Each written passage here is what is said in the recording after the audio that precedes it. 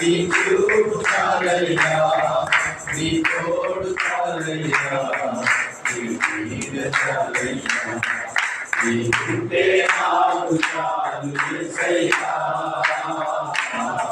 నీ కంటే నేనుంటా యేసయ్యా, నాకు చాలు యేసయ్యా, నీ కంటే నేనుంటా యేసయ్యా. హల్లెలూయా. అలాగే పిల్లలు మన మధ్యలో ఉన్న